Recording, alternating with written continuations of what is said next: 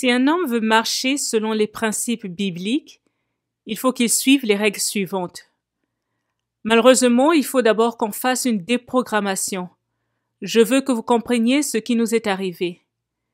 Nous définissons la masculinité par les 3 mots qui commencent avec la lettre A.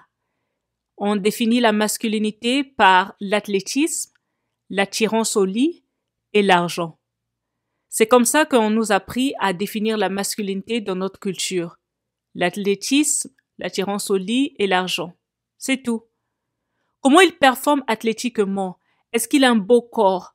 Comment il performe sexuellement? Est-ce qu'il a beaucoup d'argent?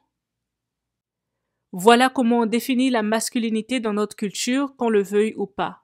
Et malheureusement, pour nous qui nous disons être chrétiens, nous définissons aussi la masculinité de cette même manière.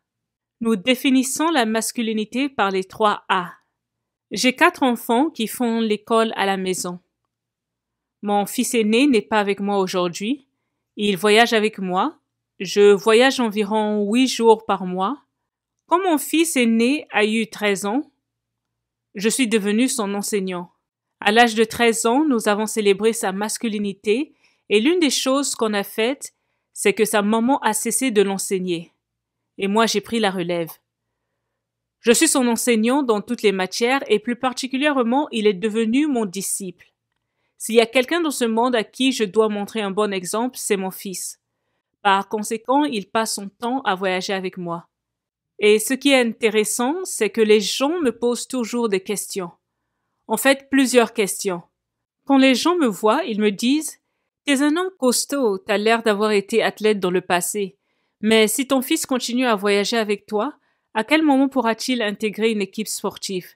Car c'est très important pour les enfants de son âge. » Quand les gens me posent cette question, voilà comment je l'interprète. Nous voulons savoir si ton fils sera comme les autres enfants qui excellent dans le sport. Et ma réponse est « On s'en fiche. Peu importe. C'est inutile de courir après ces choses-là. Nous n'avons pas besoin d'un autre athlète dans la famille. Nous avons plutôt besoin des hommes disciplinés, des hommes pieux selon la Bible. Nous avons besoin des hommes qui ont une vision multigénérationnelle, des hommes qui sont complètement dévoués pour la gloire de Dieu. Je suis en train d'élever un guerrier pour Christ. Voilà mon fils. Je ne veux pas élever un artiste, mais un guerrier pour Christ. Je m'en fiche du sport. D'autres me disent, mais tu sais que les sports collectifs forment un bon caractère dans les jeunes. Vraiment? Est-ce que vous croyez vraiment ça? Si vous croyez vraiment ça, si vous croyez effectivement que les sports collectifs forment un bon caractère, donc les hommes qui passent plus leur temps dans les sports collectifs devraient avoir une meilleure conduite que ceux qui ne le font pas. Donc les hommes de notre génération qui ont de meilleures conduites se trouvent dans la NBA ou encore dans le football américain. C'est ça votre raisonnement? C'est ridicule. C'est absolument ridicule. Comment George Washington est-il devenu exemplaire? Il ne jouait même pas au sport collectif. Et Thomas Jefferson? Ou encore, comment le Seigneur Jésus est-il devenu notre exemple? Vous savez pourquoi nous raisonnons de la sorte? Parce que d'après notre culture, la masculinité se mesure par l'athlétisme, l'attirance au lit et l'argent. Voilà comment notre culture mesure la masculinité. C'est comme ça que nous aussi avons appris à mesurer la masculinité. Est-ce que ça veut dire que le sport est mauvais? Non, pas du tout. C'est pas ce que j'ai dit. C'est pas ce que j'ai dit. Mais lorsqu'on recule un peu et qu'on commence à se poser des questions, on réalise que cette définition limite ce qu'un homme est. Cette définition n'est pas fondée sur la vérité des Écritures concernant l'homme. Et ce qui est très déplorable, c'est qu'il y a des femmes, il y en a même certaines présentes ici dans cette salle. Vous allez bientôt vous marier dans peu de temps, et la culture vous a dit que vous devez mesurer la masculinité par l'athlétisme, l'attirance au lit et l'argent. Et c'est ce que vous recherchez, bien que vous vous dites chrétienne. Vous ne recherchez pas un homme selon la parole de Dieu, vous recherchez plutôt un homme qui reflète notre culture charnelle, Quel genre de mariage pensez-vous avoir avec cette mentalité? Jusqu'à quand allez-vous vous contenter d'un beau physique, mes sœurs? Le corps des hommes se fatigue. Jusqu'à quand allez-vous vous contenter de l'argent? Selon vous, toutes les femmes qui ont des époux riches sont heureuses? Pas du tout. Jusqu'à quand allez-vous vous contenter des relations sexuelles? Vous voyez, lorsqu'on se concentre sur ces caractéristiques d'un homme, ce n'est pas étonnant que beaucoup deviennent confuses et déçues dans leur mariage. Alors, quelle est la vraie définition? Il y a 3 choses qu'on voit dans la Bible même avant le péché. Un homme qui veut refléter la masculinité biblique doit avoir au moins ces 3 qualités. Et je vous donne seulement 3 qualités, mais il y en a plus. La liste est longue, mais aujourd'hui je vais vous donner les 3 qualités fondamentales. Numéro 1, l'homme doit aimer travailler pour la gloire de Dieu. Il doit aimer travailler. Dieu ne tolère pas les hommes fainéants et nous non plus ne devons pas les tolérer. Aimer travailler. Genèse 2:15, l'Éternel Dieu prit l'homme et le plaça dans le jardin d'Éden. L'homme parfait se trouve dans un environnement parfait. Plusieurs personnes pensent que le travail est mauvais, diabolique, odieux. Les gens pensent que le travail est la conséquence du péché. C'est ce que pense la société.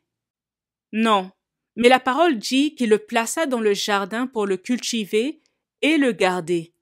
Le travail existait déjà avant le péché.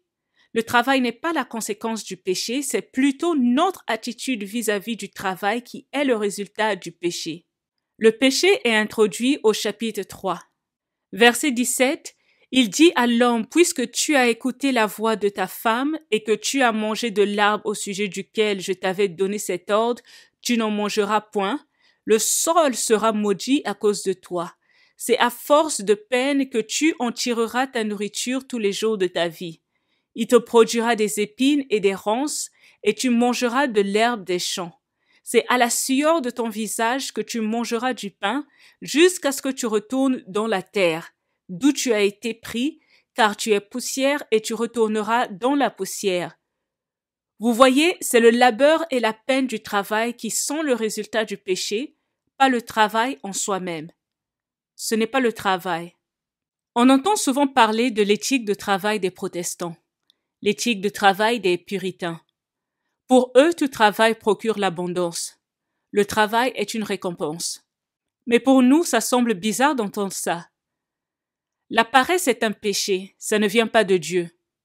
Allons-y dans le livre de Proverbes chapitre 6,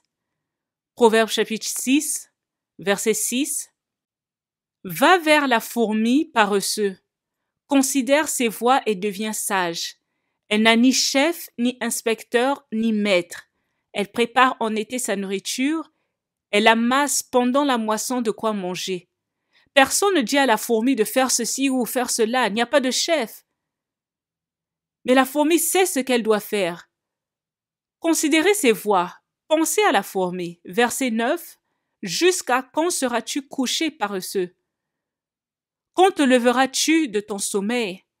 Un peu de sommeil, un peu d'assoupissement, un peu croiser les mains pour dormir, et la pauvreté te surprendra comme un rôdeur, et la disette comme un homme en armes. Numéro 2. L'homme doit être attaché à la loi de Dieu. Dans Genèse 2, verset 16, la parole dit « L'Éternel Dieu donna cet ordre à l'homme, tu pourras manger de tous les arbres du jardin, mais tu ne mangeras pas de l'arbre de la connaissance du bien et du mal, car le jour où tu en mangeras, tu mourras. » Voici la loi de Dieu. Les 10 commandements n'existaient pas encore, mais ici Dieu avait déjà fait connaître sa loi. L'Éternel établit sa loi dans cet environnement parfait. Nous n'avons pas la loi de Dieu à cause de nos imperfections. Avant le péché, Dieu avait déjà établi sa loi avant que le péché ne vienne. L'homme doit être attaché à la loi de Dieu. La majorité des hommes ne connaissent pas la loi de Dieu. Ils n'y sont même pas attachés. Ils ne la connaissent pas. Voici un petit test. Je voudrais vous tester. Est-ce que vous connaissez tous les 10 commandements? 95% des Américains ne les connaissent pas. Que ce soit ceux qui vont à l'église ou ceux qui n'y vont pas. Connaissez-vous la loi de Dieu? Je ne vous dis pas tous les commandements de la Bible, mais au moins les commandements basiques. Il n'y a pas de plus basique que les 10 commandements. Connaissez-vous les 10 commandements? Si nous voulons être des hommes bibliques, nous devons donc nous intéresser à la loi de Dieu. L'une des responsabilités de l'homme, c'est de communiquer la loi de Dieu à vous, mes sœurs. Dieu donne cette loi à Adam et Adam se tourne et donne cette loi à Ève. Numéro 3. L'homme doit valoriser l'institution familiale. Dans Genèse chapitre 2, remarquez ceci, au verset 18, l'Éternel Dieu dit « Il n'est pas bon que l'homme soit seul ». Je souhaiterais que vous compreniez, que vous saisissiez l'importance de cette déclaration. Durant les 6 jours de la création, l'Éternel répète la même chose. Le premier jour, il dit qu'il y ait quelque chose, puis cela fut ainsi, et Dieu vit que c'était bon. Le deuxième jour, qu'il y ait quelque chose, puis cela fut ainsi, et Dieu vit que c'était bon. Le troisième jour, on observe aussi le même modèle, le quatrième jour aussi, le cinquième jour, et encore le 6e jour, la même chose. La première fois que Dieu dit que quelque chose n'était pas bon dans sa création, c'est lorsque l'homme n'avait pas de femme. C'est la première fois que Dieu dit que quelque chose n'est pas bon. Est-ce que ça veut dire que tous les hommes doivent se marier pour être complets? Non. Dans Matthieu 19, par exemple, Jésus dit qu'il y a certains hommes qui se sont rendus eunuques à cause du royaume des cieux. Dans 1 Corinthiens chapitre 7, Paul dit au verset 26 qu'à cause des temps difficiles qui s'approchent, il est bon à un homme de rester célibataire. Donc nous savons qu'il y a des circonstances qui peuvent pousser un homme à ne pas se marier, et il y a aussi des individus qui ont une vocation et un don spécial de Dieu de ne pas se marier. Quand nous considérons la totalité des Écritures, nous pouvons comprendre cela. Le 5e commandement dit que c'est important d'honorer sa mère et son père. C'est un commandement. Honore ta mère et ton père. Et qu'est-ce que Dieu dit à propos du mariage dans Genèse 2 et Éphésiens 5? C'est pourquoi l'homme quittera son père et sa mère et s'attachera à sa femme. Il dit, c'est pourquoi. Que vous soyez marié ou pas, vous devez valoriser l'institution familiale, même dans votre propre famille.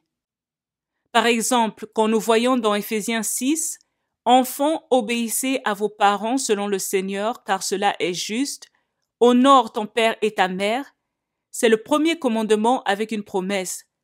Donc, que vous soyez marié ou pas, il faut valoriser la famille. Êtes-vous obéissant et respectueux? Honorez-vous votre mère et votre père? Si vous ne l'êtes pas, alors vous n'allez pas honorer votre mariage. Comme je l'ai dit, aujourd'hui, je vous ai donné seulement 3 qualités, mais il y a encore beaucoup d'autres aspects à considérer. Si nous voulons adresser les qualités basiques, il faut que l'homme aime travailler pour la gloire de Dieu. Deuxièmement, il doit s'attacher à la loi de Dieu. Et troisièmement, il doit être attaché à une vision multigénérationnelle de la famille. Voilà au moins ce qu'un homme biblique doit avoir comme qualité. Et c'est à cette image qu'on peut définir la masculinité biblique.